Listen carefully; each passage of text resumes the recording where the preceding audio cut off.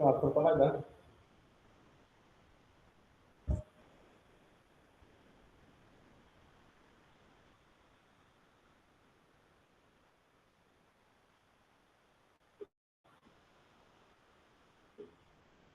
Добро. Сейчас камеру запускаем.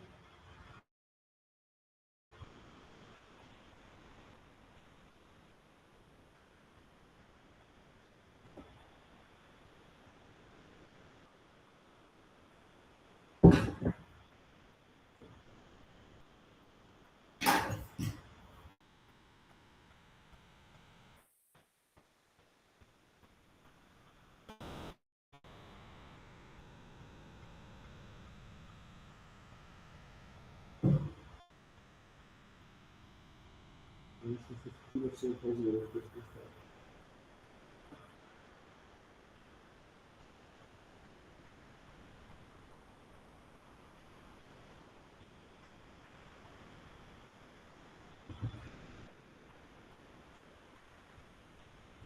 Ага, я видел этот успех. Записывать себя.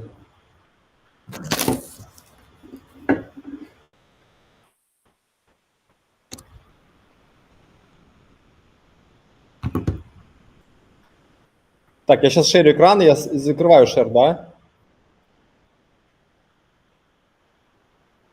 Ну, чтобы я...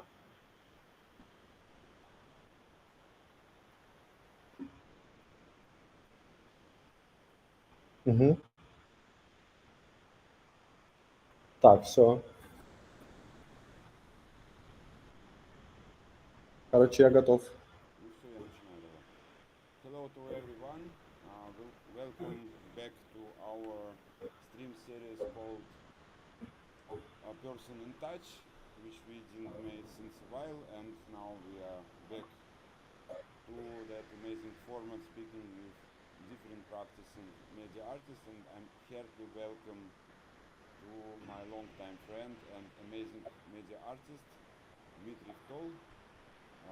one of the most artists who insane me right now in the modern times. So hello, Dmitry. Hi to everyone, and thanks for your introduction, and thanks for inviting me. Yeah, we can start probably. Um, I will introduce myself. I'm working under alias Hou2Touch, and my name is Dmitriy Morozov. So actually, it's not really an alias, but name of my project. Let's call it like this. And sorry. Record the camera. Not forgot to record the camera. Sorry. Yeah, it is. It's working. Thanks. Uh, yeah, not the screen recording. I'm very sorry. So yeah. Um, So we are planning to provide the qualitative recording later. So now we have to care about everything is properly recorded because we are on remote machines, which is quite specific situation. So in case we have some kind of quality bugs, please understand this. So I provide the whole. yeah, now everything is running. Thanks for notifying me, for reminding. And currently, I'm based in Slovenia, Ljubljana, and I'm working here as a producer and technical advisor for one big production company, actually not a company, but a gallery called Kapelica. But of course, I'm also continue to uh, do my own artistic practice. And today I'm gonna introduce some of my artworks, but of course this goes all in a stream, not a stream, but we initiate this talk because we plan to do a course, my educational course, and this become a very important part of my practice in last 4 or 5 years, let's say, starting COVID, when I shifted from just being super selfish in doing only my own artistic projects, but also into mentoring and helping other artists to develop their works through helping them physically, but also through educational programs, which I do individually, but also as a part of bigger institutions or projects like Hou2Touch. And we're going to speak, I think, later a bit about the structure and what it's going to be, so that you could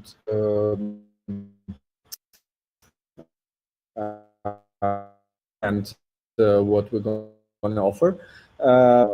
With presenting a few of my projects I have developed in last, let's say, 15 years of active artistic career.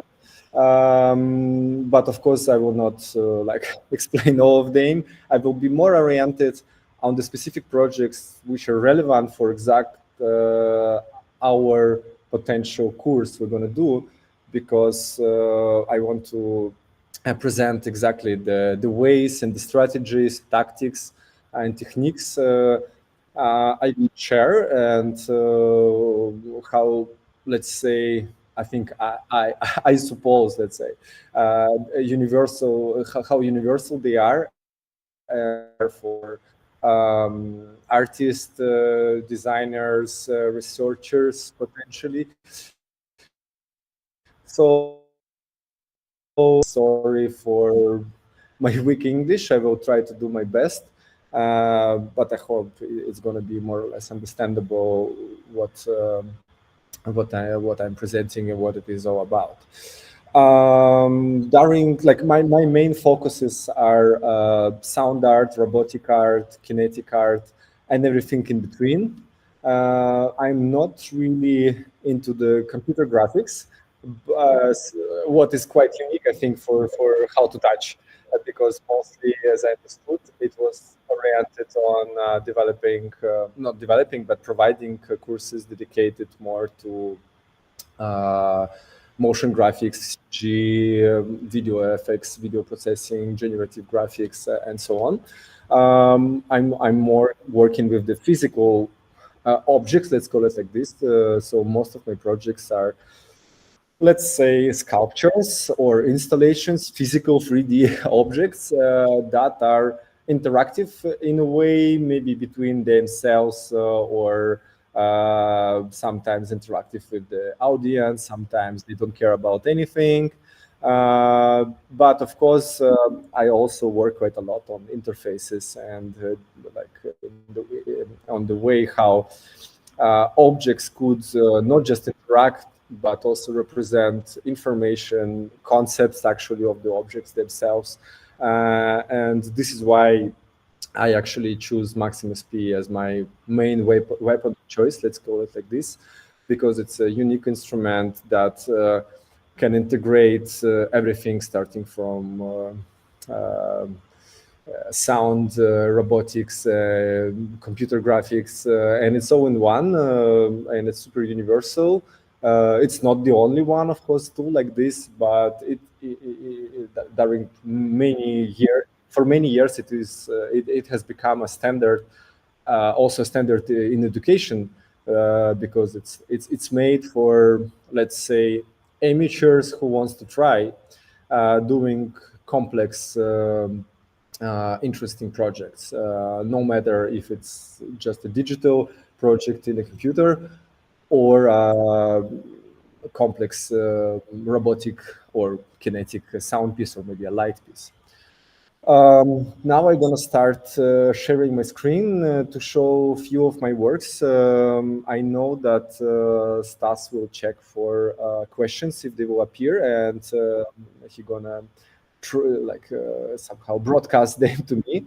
I hope if there will be some, I could answer on them uh, in a more or less rapid way. Um,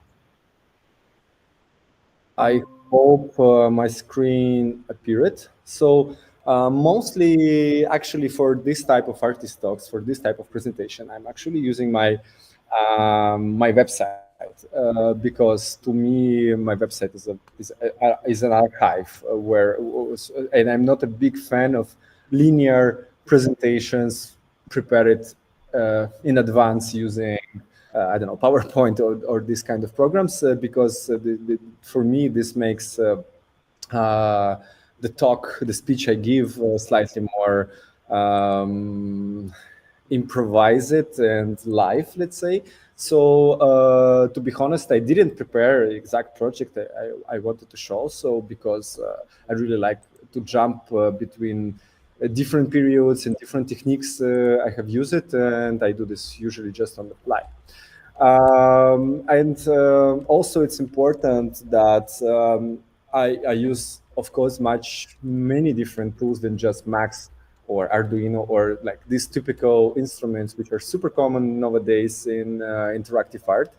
But to me, they all become more or less the same in a good way, because to me it's the most important to me was the most important when I was studying, when I was learning this, to understand the main logic and principles of how the projects are developed, how to connect not connectable things together, how to connect digital and physical world.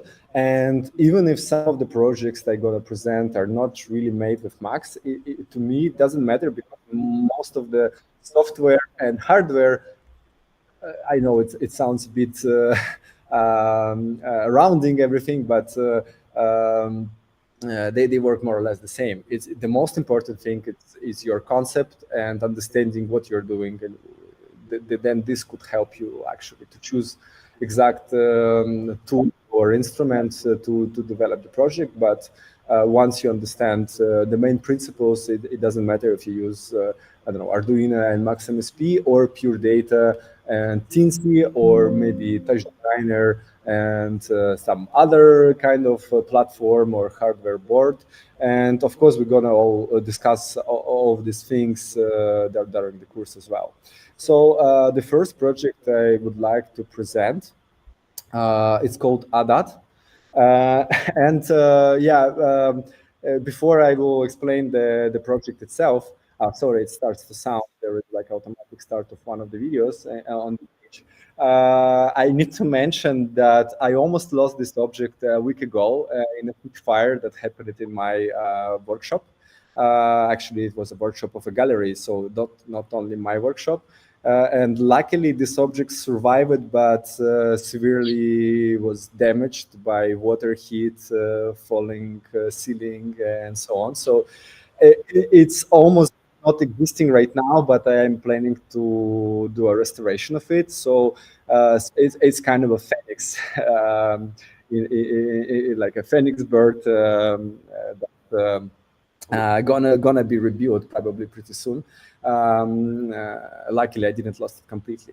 So Adat is a very typical project for me, for my practice. It doesn't mean it's not unique or just standard somehow, but like regarding the my statement that my main practice is combining digital world and maybe like natural phenomena and science together, and of course the hardware. This is a very typical like a chrestomatic project which will exactly present like my, let's say, my main skills or my main okay, you get what I wanted to say. So Adat actually is a name of an ancient Mesopotamian god of thunder. Here it is how Adat looks in Mesopotamian bas-reliefs in some temples. And this project is actually based, it was inspired by one website, which I found just randomly. I'm quite often just dig into the network searching for fun, interesting, real-time data or different projects that provide something like that. And once I found an amazing meteorological website made by amateurs, which is super important. So actually it's a DIY initiative, not anyhow sponsored by any institution or organization, but made by just a collective of scientists, not a scientist actually, how to say it, like amateur scientists, let's call it like that. So who developed a very simple hardware that can track lightnings all around the world.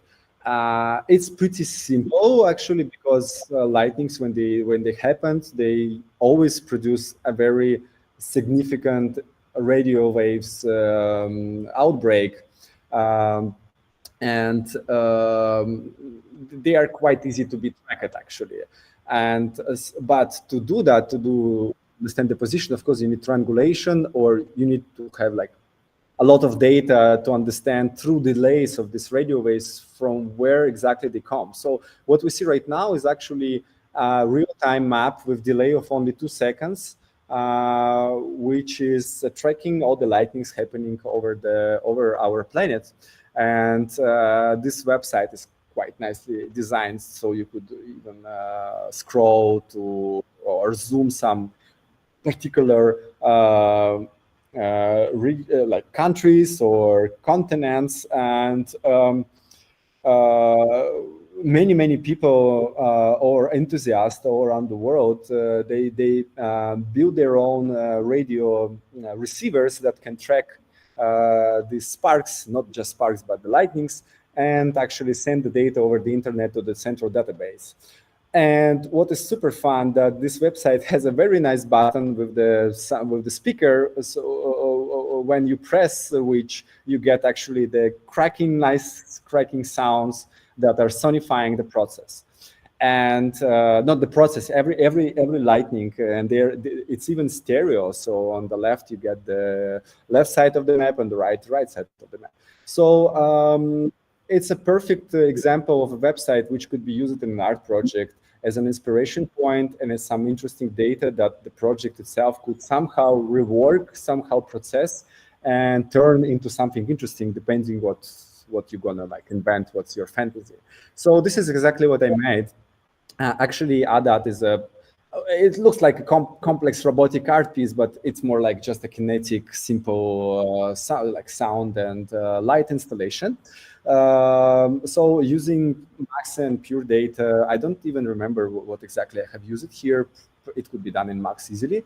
So I'm just tracking the sounds from each spark, from each lightning. And this activates the motors of the work. And the work looks a bit like an octopus. I should say sorry for maybe very poor quality of the sound you will get now, because it's definitely when you share the screen, it goes maybe through speakers somehow. We will do when we do the cut of the video of this meeting. We're definitely gonna rework this. So maybe I even like block the sound so far, just to explain the concept and the way how it's made. So this octopus looked like object every time when some of the lightnings appears, rises the hammer, or let's say an arm, and then this arm just using the gravity falls down, and it has some kind of like small hammer sticks with the actually with the rubber from the pencils that hits itself, but on the spots where it falls down, there is a crystal which is called piezo crystal. Actually, a DIY piezo crystal I made myself, which is quite easy.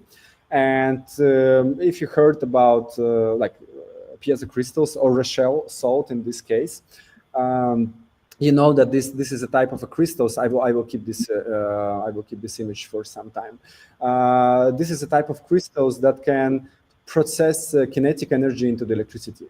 So, and they are super widely used. Maybe like all of you have seen the the lighters for smoking or for candles, which doesn't has the wheel for making sparks, but just has a button. And once you press it, you get a spark, and this spark fires the gas.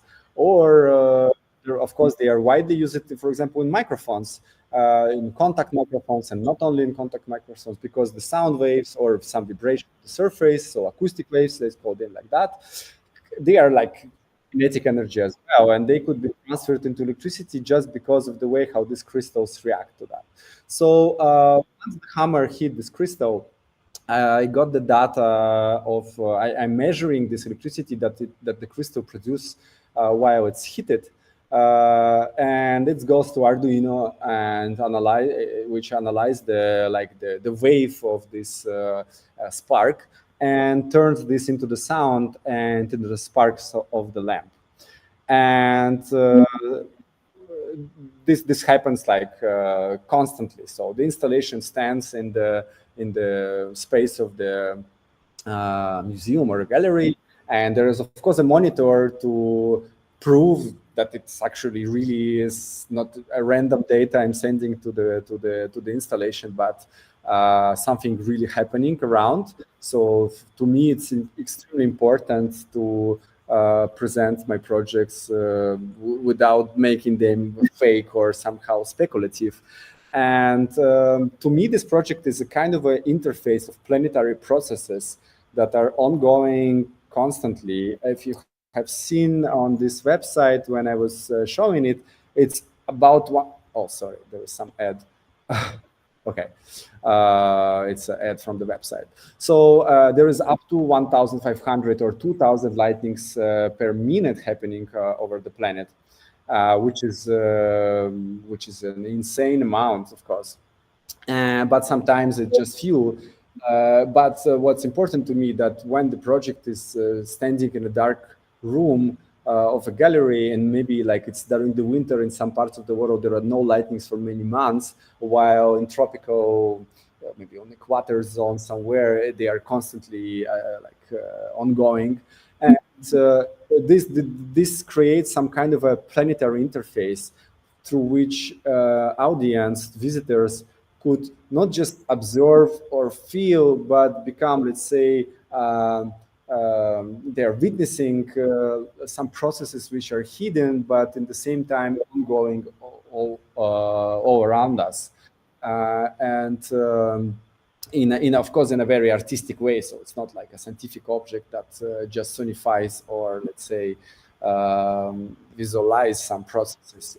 It acts like a living creature with mythology behind it. And actually, the fact that it's almost burned into in the fire makes to me this project even more strong, because it gets its own mythology behind it, and it adds some interesting story to its life. So, and I hope to show it again soon, pretty soon. So why I started with this project, I already explained it, because I have here some incoming data from the network, which is super simply added to the project. But also, of course, it has some software that activates the motor, controls the light, and produces the sound, which is, of course, generative and based on the sparks that the crystals are producing. And of course, yeah, it controls the light, and it all works as the chain, like not a chain, but a joint system between network data, software, and the hardware itself. And so it's a very like a charismatic project to me. The next one I wanted to show, it's called Transmitter, and it's also one of the, let's say, newest project I have made. It was made in 2021, just before the war started. Since that time, I didn't produce many new works, unfortunately, but of course there are many reasons for that. It's called Transmitter, and it's more like a kinetic, or let's call it old-fashioned cybernetic kinetics installation. It doesn't have any sound. It's more about data and the theory of information. And I'm really into the media archaeology and deep media, and studying, let's say, very old ways of transmitting information or broadcasting or processing information. But of course, using newer technologies we have around us now, we can be very playful with these topics and create, I mean, at least I'm pretending, interesting projects around that. So what does Transmitter do? It's a system of 5 pendulums and 2 interfaces, where the right one is the interface with the keyboard and the monitor, and the left one is just a monitor. Every person could come to the installation if it's not functioning during, in the moment, and they could type any message on it and then just press enter and send this message.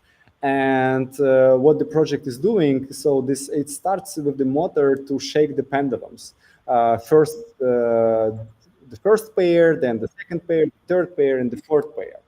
And the message which is sent using this keyboard and this, let's say, a computer, it goes through RFID, through very simple technology of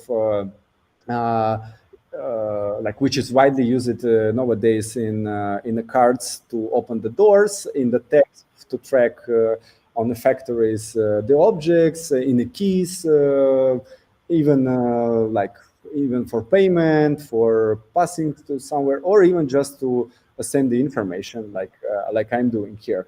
So once phases of 2 pendulums are opposite and they're touching each other with the way how they shake, the message from the first pendulum goes to the second one, then from the second one to the third one, then and so on, until it reaches the last one, and then this message appears on the monitor.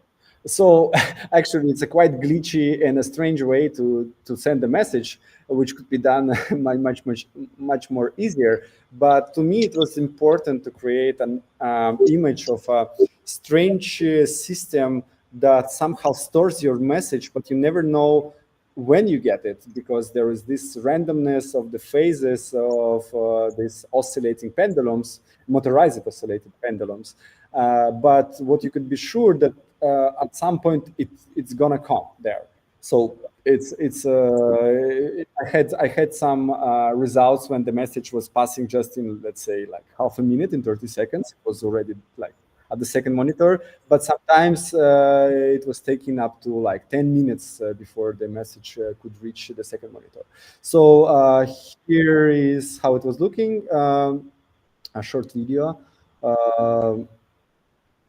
There is no sound. Maybe there is some background sound for the video, but it's not so important here because it's there is no sound of the work itself.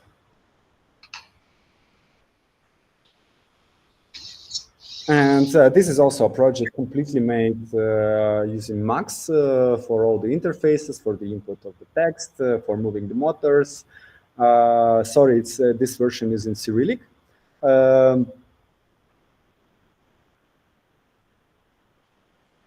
But of course, it could be, which is quite fun because like Max is so flexible that you don't care which language you use, and it could be like any of them.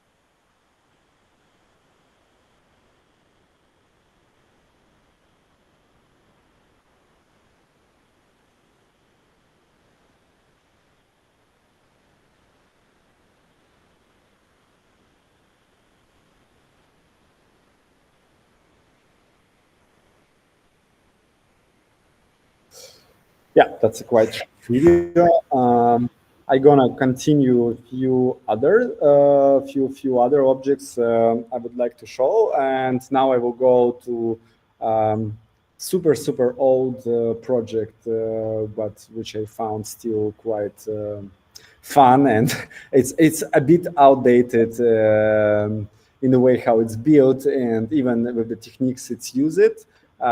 But the latest version of it is also functioning on the Max. Like maybe the last time I was showing this installation was 2013 or something like this, so it's more than 10, 11 years old. But yeah, it doesn't matter. So the project is called Financial Risks. And the inspiration for this project was actually credit cards.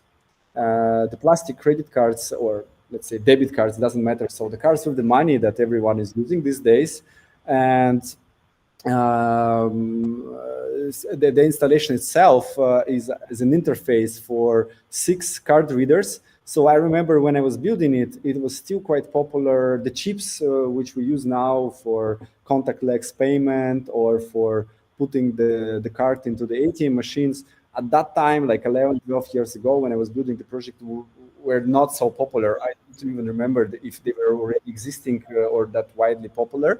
So, and magnetic stripes were actually the main way how people were paying using the credit card. So, but like with all media art projects, you have 10 years, 12 years, maybe after that, it will become a very vintage object, and the interface and the computer, whatever you're going to use in it, will become outdated. What was the interaction for how it was actually running? It was written a text next to the installation that to activate the project, you need to take your credit card and actually sweep. I don't know if it's the right word, or sweep it into the card reader with the magnetic stripe. And the more you do that, the more active the project sounds, and also produce the some kind of very glitchy images, which were partially made using circuit band modified old Sega game console, but they were processed through Max also to be quite like slightly more interesting and fun. And if you are that brave, you could also enter your PIN code number, 4 digits of the PIN code. And if you press the enter, you actually get the check, like a receipt, which is a screenshot of what you were producing while playing with your credit cards on the monitor. And you could like take it. So it was like a fair exchange. You give me your data of the card, and you get the receipt in a format of an artwork to actually produce it. So, and of course, all the images were quite unique.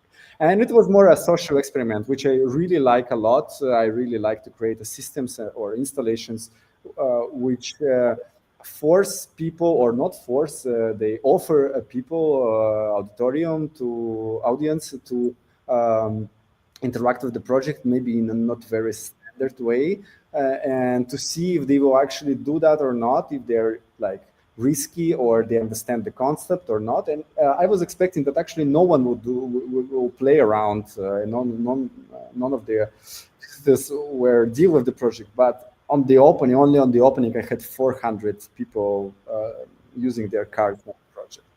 And of course, I was taking all the data from the card, but the installation wasn't connected to the network, so it could not leak anyhow anywhere. Already now, everything expired since my previous exhibiting of this project, because none of the cards worked that long.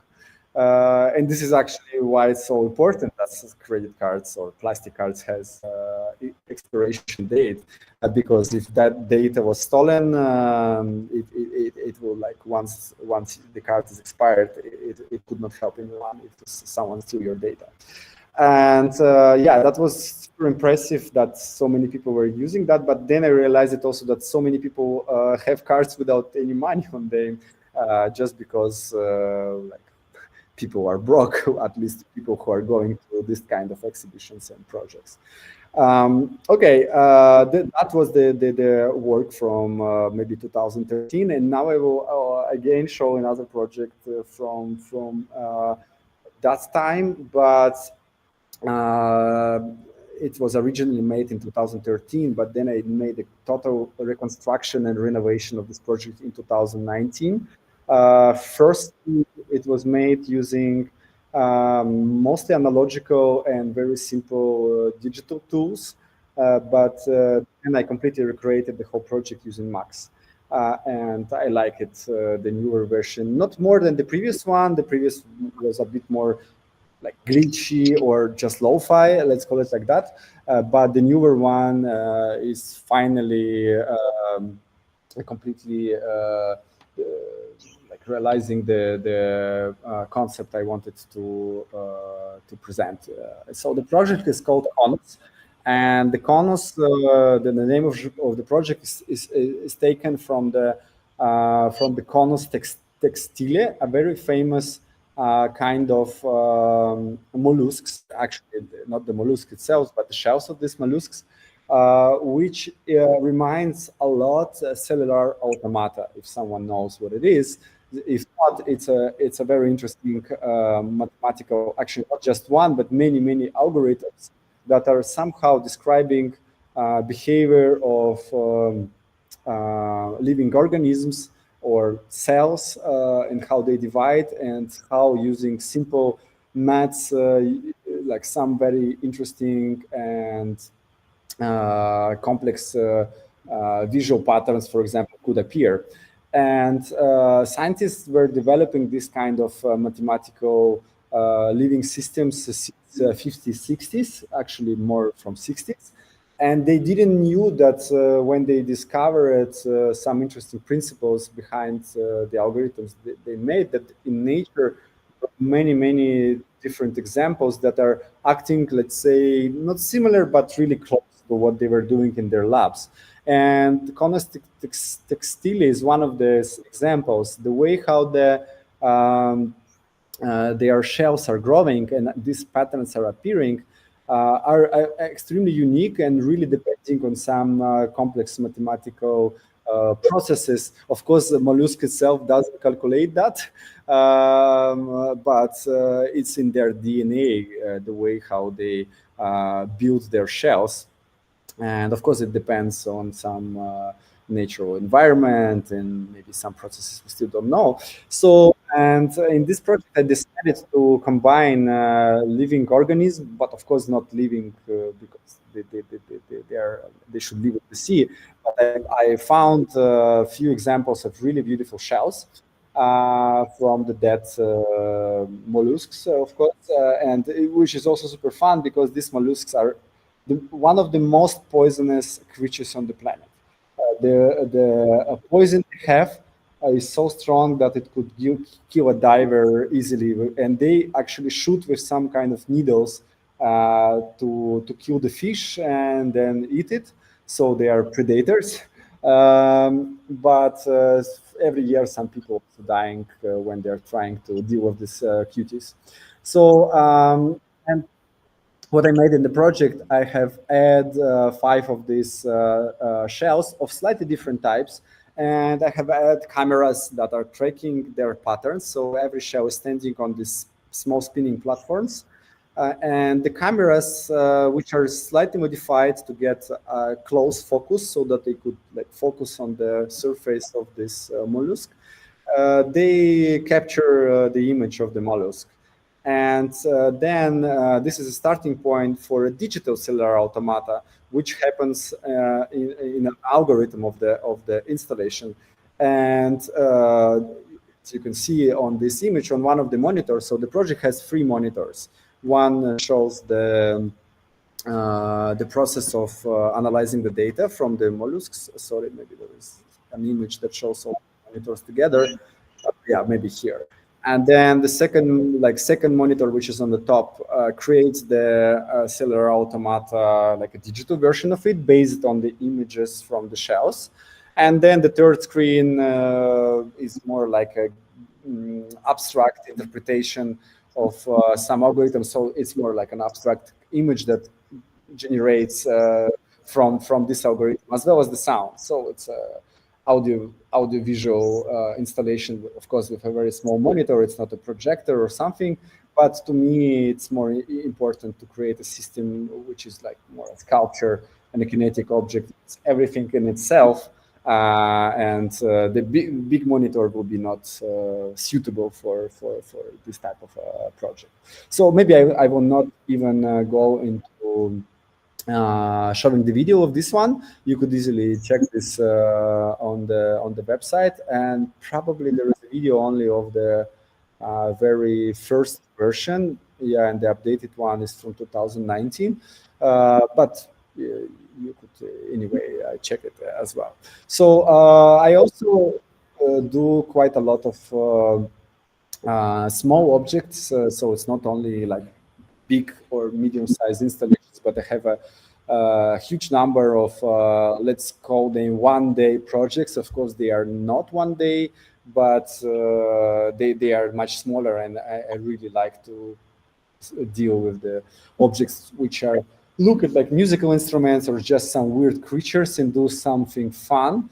And as you could see, I like to deal with some natural phenomena and processes and somehow involve them into projects, from crystals to shells, from data to maybe some social processes.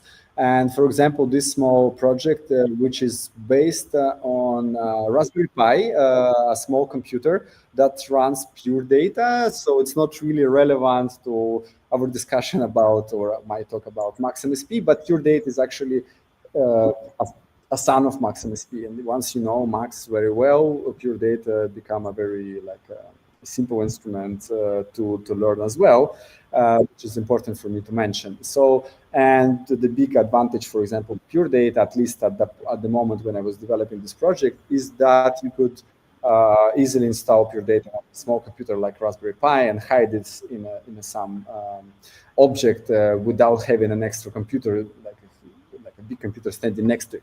So this project, which is called Ra, actually I have 3 or 4 of them, different versions, but they are all the same. And the main principle here is that I have this disc which is called Period Sun, or a fool's dollar. It's a very rare version of the period mineral, which is usually growing in the format of square crystals. But sometimes in a few mines, in coal mines in USA, in Illinois, the miners find period in a shape of a disc, and the more round it is, the more expensive it is, and more harder it is to get. And they are quite rare, unique, because most of the coal mines in the US in that region are already closed, and it's not allowed to go there and harvest them. So it's a very limited amount of these discs. And like scientists doesn't understand why the period was growing in this shape. There were some interesting theories that maybe it was some kind of animal which was substituted with this mineral, like, I don't know, jellyfish or something like that. But so far there is no answer that will explain why it was growing in the shape of this type of crystals are called spheruliths. So, and what I'm having here, I'm using a small laser which is shining on this disc through a very small hole, and I have a very simple photosensor that is tracking the reflects from this surface. And this period disc, they have a really nice edgy kind of surface with many 90 degrees edges, like small ribs or small cuts on it, and they really nicely reflect the laser light in a very various amount of the light that goes back. And the photocell is tracking this reflected light and turns them into the parameters, into variables for the sound. So it's like and generative sound sculpture, and which plays music from. Of course, it's not anyhow recorded on it. It's not music of this disc. It's just this disc which is used as an interesting source of, I wouldn't call randomness, but some patterns and some data, which is this way transferred into the generative composition, or not even a composition, it's a soundscape. Yeah, and it has some simple interface to modify the way how it sounds, the way how it acts. As you can see, I'm really like jumping from a project to project, and maybe I will just, since we have maybe like 15 minutes more, and maybe need to left some time for questions, or maybe staff to have any. Maybe I will show just one or two more, and yeah, it's only like fifth or sixth project during my talk from 150 which are on the website. Of course, not all of them are interesting or somehow important to me. But anyway, I will be very happy if someone would be interested. You could just dig through it yourself.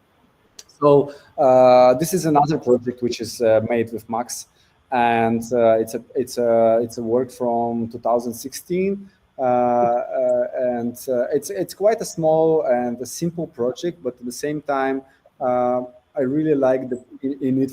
What I really like in it for myself, what I'm really happy with, is that it really combines physical and digital, not just worlds, but the ways to do the sounds. It's kind of a like augmented reality, I would say, project in a way. This project was inspired by actually Apple headphones. At the year when I was building in 2016, I'm not sure if the AirPods, the wireless AirPods, were already possible to be like they were already like on sale. I think the most common were still the wired headphones. At least I had the wired one, and I wanted to fly somewhere. I used to have a really long flight, probably from US to Europe, and I wanted to put headphones before the takeoff.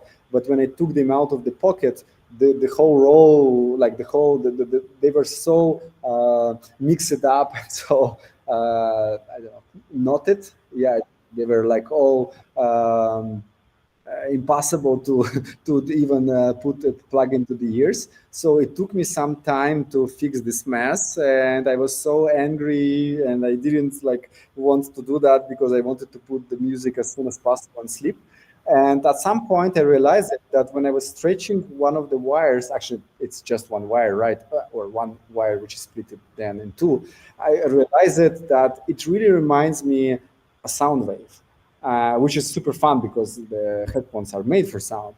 And it just happened because the material that Apple was using for these headphones was super flexible compared to many other wires. They were like always keeping their form and not remembering the way how you bend them. So they were always trying to be flexible and straight. And once you start to spin it, instead of like making a strange chaotic pattern, they were making a very smooth wave. And I decided that I need to come back home and immediately make a project which would involve this type of wires and use them as actually a basic sound wave or as some graph for the project. So once I came, it took me like maybe 3-4 days to develop this small thing. I immediately cut it, the wire from the headphones, and it has the project has 2 stepper motors. So stepper motors are quite nice. It's a nice choice if you want to make something precise and to calculate exact movement. So they're super widely used in robotics, for example, or in 3D printing or in any CNC machines. And this wire is stretched in between these 2 motors, and they're spinning in different directions or sometimes in the same direction. But what they're doing, they're bending this wire and making it to create some patterns or some waves, call it like this. And then there is a camera that look at this, that watches this or observe this wire, which is hanging over the black surface for the background. And then the camera makes the screenshots. Actually, it has 9 cells here, and in each cell there is a snapshot made from the video. And then this snapshot is turned into the graph, into some parameter for some variables of synthesis of the sound. And this is kind of a like, I would call maybe it as a wavetable project as well, because the timbre of the sound as well is based on this sound, like of this shape, of wave shape. But also reverberation, filter, and many other parameters, they are depending on the way how the special like red line, which reads this graph, turns this into the numbers, which are controlling some parameters of the sound. And it's like to me, it's a typical combo of some kinetic hardware meditative process, not hardware, like a physical process where like the observer could see the physical object, and then in the same time he see it as like a digital media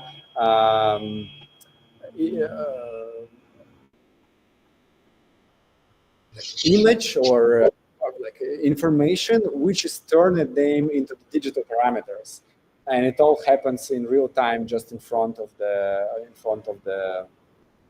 visitor. I don't know if the sound goes, but this project is quite important for the way how it sounds.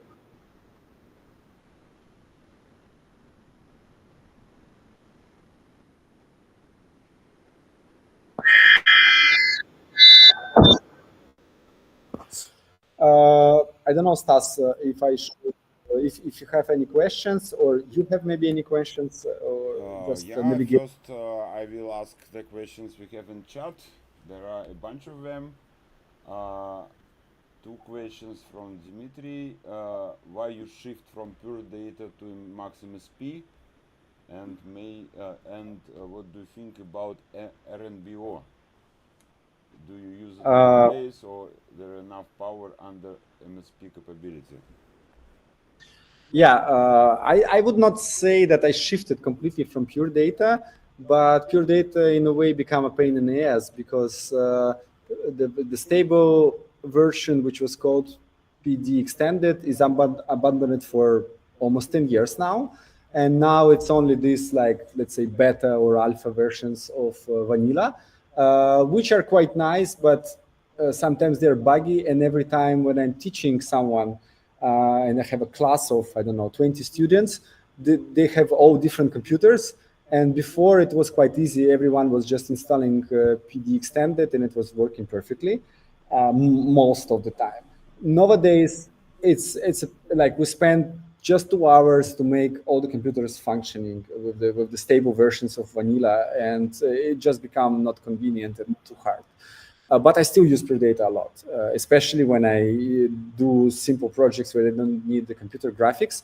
But even with pure data, and Latte Panda, no, sorry, not Latte Panda, but Raspberry Pi, you could still do pretty fun interfaces. And I have an example of a project like this, if I would just find it pretty quick. Yeah, for example, this project, which is called Prankaphone, it's a combination of a synthesizer and a cell phone, actually, of course, a Nokia, because Nokia connects people. So I hacked the cell phone to the keyboard of the cell phone, so that music played on the keyboard would be turned into the numbers, and it could call to these numbers automatically and play the music that people played. Or it was automatically randomly generating numbers. It had different modes, and it was calling to completely random people and starting to play some weird noises to them. So it was like a prankaphone. So it was quite nice, but it was very expensive for the galleries to exhibit, because during one day it could spend like 100 euros on the calls, because it could call to some call center until the person would not stop the call. I mean, on the other side, it would not stop it by itself. So it could play the music actually to the call center that plays the music to you.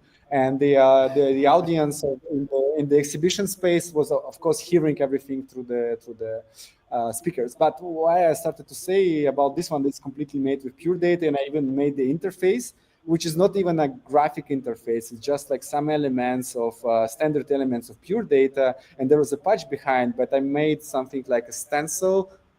Something like, I don't know, the window that blocks the patch, the white parts of the patch, and keeps only the black one. So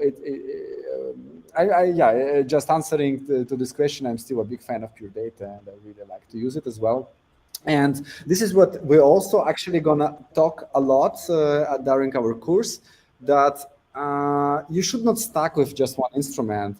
And there are so many interesting ways how you can interact between Python and MaxMSP, or pure data and Max and Touch Designer together via OSC or UDP or whatever, or even just through text messages on the text document, which is sometimes could be needed for some weird interactions. And I also really like to use Python, because it's an amazing tool to make an application that will automatically take some data from internet, save it in the format you want, in a text format or in the format of the whole website maybe, or HTML, and then using Max, you can get something from this data, sonify it, makes the motor moving or whatever. And for example, the latest project I have made, it's called Duga. There is still no text for it. It's still in development of the documentation. The project itself is completely done. And it's made using Max as well. But the Python, for example, is taking data from the scientific lab to make the work acting. So it's a project dedicated to the Schumann resonance, a very famous physical phenomena, atmospheric phenomena of the radio waves, which are bouncing around the Earth, and it's widely used by crazy New Age people who are trying to interpret this in a very strange way. Let's call it like this. Will be accurate, which could be also true at the end. The way how the Schumann resonance is affecting our body or our brain. But here I wanted to create an extremely proved by scientists project where I'm tracking this data from the lab, the only lab that provides real time proper data about the Schumann resonance in the ionosphere of the planet. And then these frequencies which I'm getting, they are turned into the oscillations of the electromagnets and the magnet on the pendulum. What makes this pendulum acting super weird, you see, as you can see, it's not like a standard pendulum that in one dimension or in two dimensions oscillates, but it works like a robotic living creature, or like a dancer that do really strange patterns. And then at the end of this pendulum, I have an infrared LED and infrared camera behind it that tracks this light. And you can see here on the monitor on this simple interface, which I also made in Max, something like a feedback traces of these movements, which are turned into the sound. So it's quite a complex thing just to get some interesting visual process which you can observe, and also like a soundscape that it creates. Answering the second questions about RNBO, I wouldn't say I'm super familiar with that yet, to be honest. I would not call myself a Ludit who is not really interested in new technologies, but I just didn't have any project or chance to use it so far. So to me, to be honest, I'm quite slow in learning new tools when they just come out.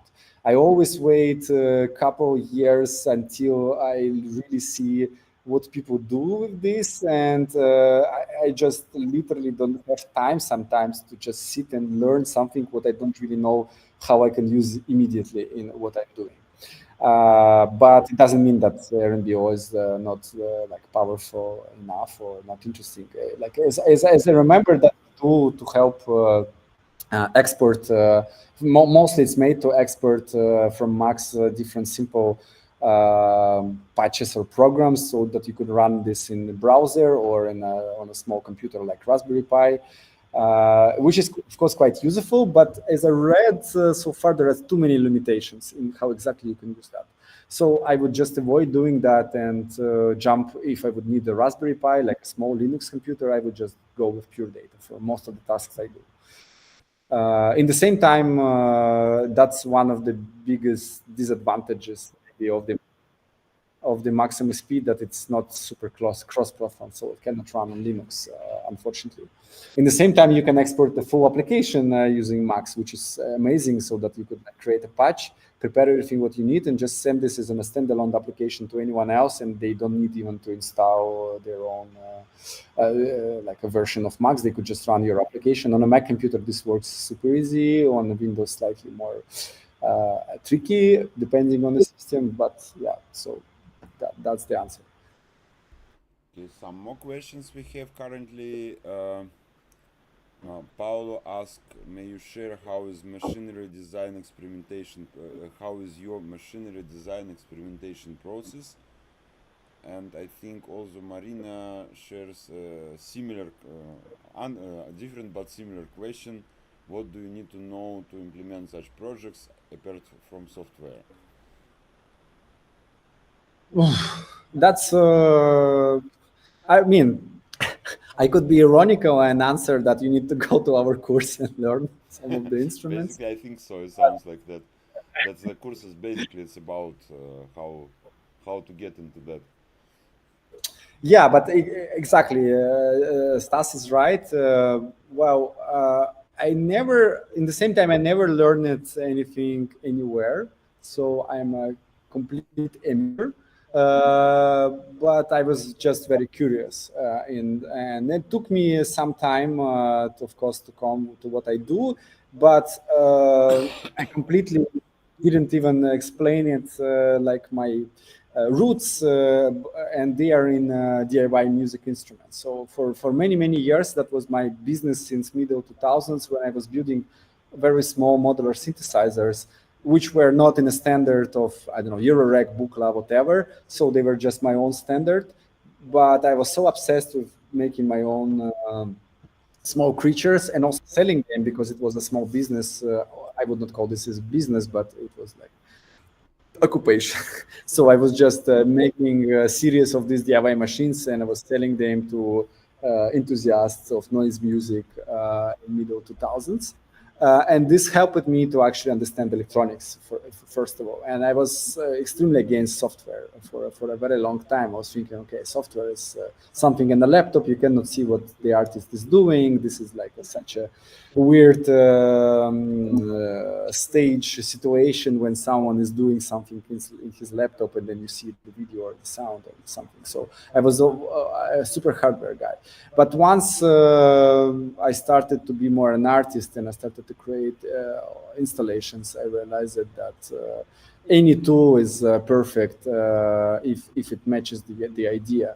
I have quite a lot of projects that don't have any, like, let's call software or computer behind this. And one of the latest, for example, is a super small and I would call cute little object which runs just on the Atini, which is the simplest, the most cheap microcontroller, which creates animation on the screen, which is a text screen. So it's kind of an ASCII art. Yeah, you will see this now. So this is just like a symbol screen, which is not made for making animation. And I'm just using the dash. I hope it's the right word for the dash. Stire. I don't know what's the English word. Yeah. So which is just falling down like a tear. So it's like a crying angel. And this runs on the simple Atini microcontroller, but as well, it synthesizes the sound every time when the drop of the tear falls down. It makes glitchy 8-bit sounds.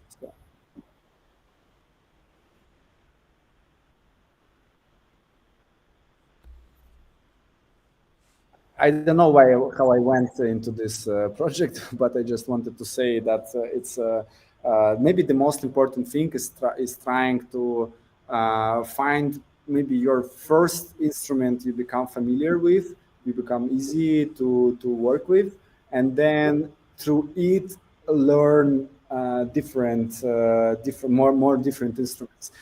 This is what I was talking. This is what I was saying when I just started my speech.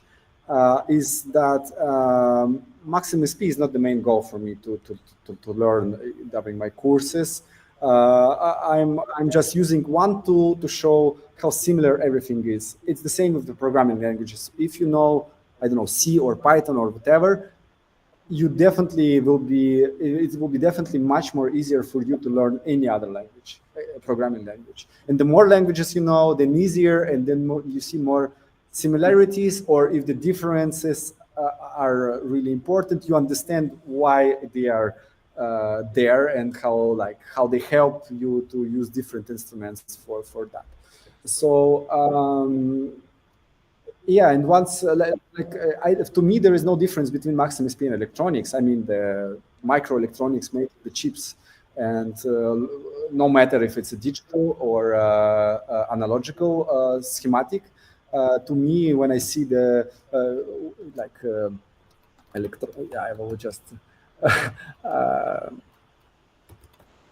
illustrate this on the fly. Sorry, when I see this, whatever it is, I don't know what it is. Some like a system of transistors, and when I see this, I don't see such a big difference in logic, or like the more you learn this, you understand more that this is just like the same way of describing processes and systems, maybe on a different levels, in a very different way. But the more you learn this, then the more you see the similarities, and it's just about the logic. But if we're talking now about the techniques, about the technical part of that, to me, it's also super important to inspire students to develop their own project and to invent concepts and trying to make them happen at working. It doesn't go super smooth from the beginning, but it doesn't mean that it's impossible. I have quite a lot of interesting results during last years where students were learning basics, but then very fast jumping into do even more complex and interesting things than I can do. So, and finding their own paths, even if it was far from what I was giving them. So the main goal is to inspire and to help and to support, of course, through one instrument, or like one instrument and some additional elements. We have two more questions, which looks a bit about the same topic. What the process of designing the physical sculptures? Do you have a machine shop where you make parts as you go along and fit them together, or you design that first and then fabricate? And second question is, do you work in a team? In your practice, is software or sculpture more important to your aesthetic? Yeah. Okay. First of all, I had a workshop, but because of the war situation, I moved out of the Russian Federation, and I left everything what I had there, the studio and most of the works in my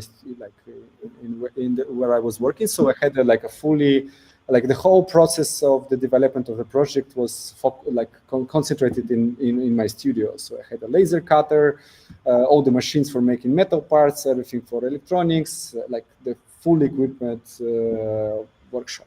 So now I'm based in Ljubljana in Slovenia, and I'm a part of a big institution where I have my own workshop, which I, of course, which we share all together, but I also have like my own space. But as I said in the beginning, we had a fire there a week ago.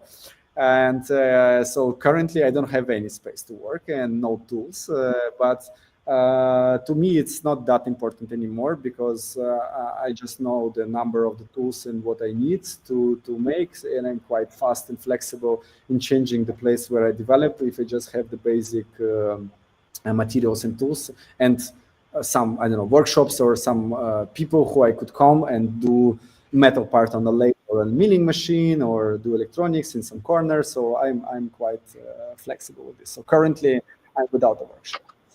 But of course, it's very important to have one. The quality of the work really depends, and actually the speed of developing the project is also really depends on the environment you have and the facilities you can use.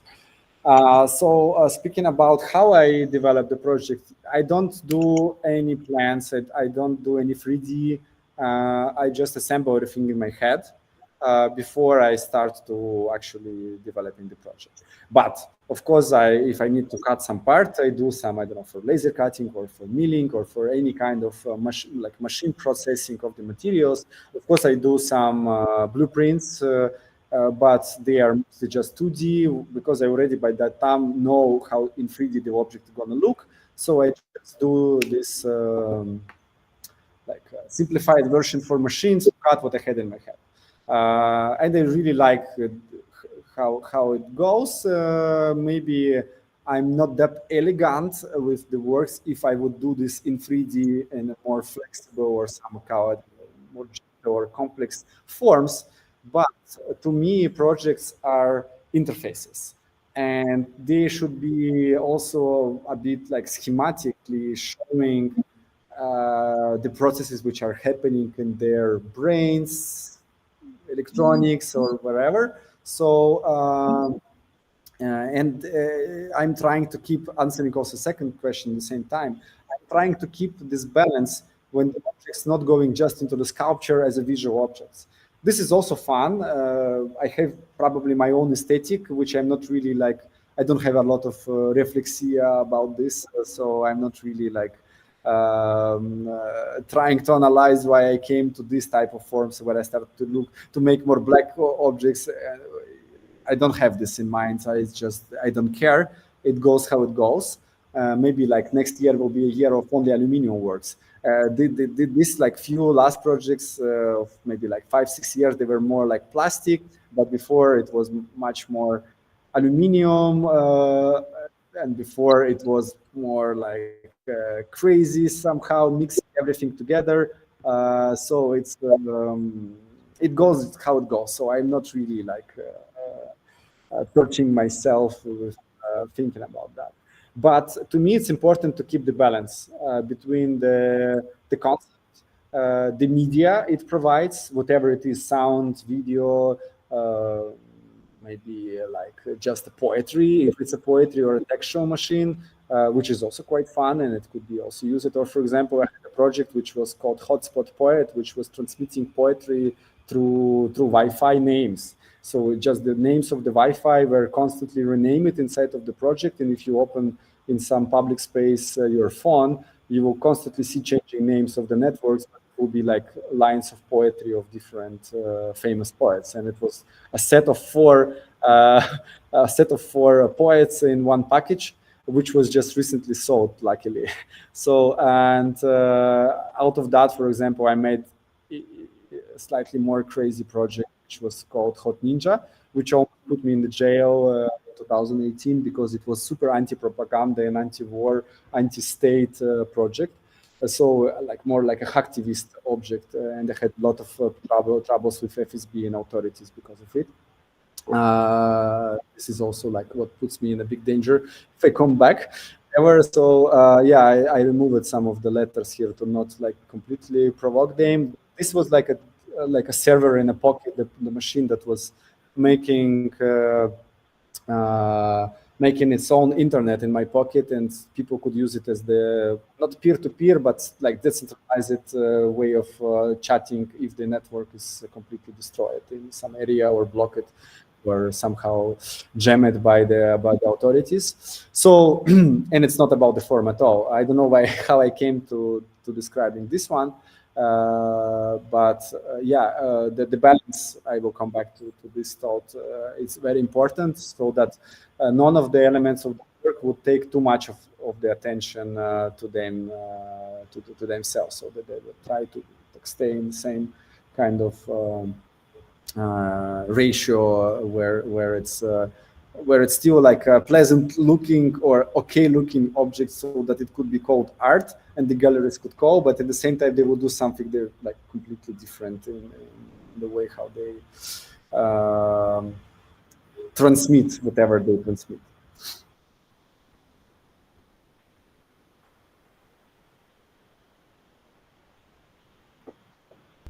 Sorry, I disconnected microphone. So Maxim asks, what inspires you and what occupies your time outside of your artistic activity? That's a very private question. Okay, what inspires you? Yeah, but like the first part is quite also wide in explaining, but I think I have a very simple formula where I could say everything, but not just to like to say it to simplify the answer, but literally as I was describing through some of the artworks, as a very simple thing like completely meshed and knotted headphones could be an inspiration, or a small crystal, or a book, or a poem, or anything. And I would not use the word train it, but my brain somehow become addicted for searching potential ideas and everything. So I'm just super curious in trying to apply potential like creative energy on anything I see around, or not just see, feel, read, hear. And it doesn't mean that I'm in this kind of schizophrenia of constantly thinking about the projects. But once I see something that like unique or unusual or metaphorical, I'm constantly start to analyze it through the potential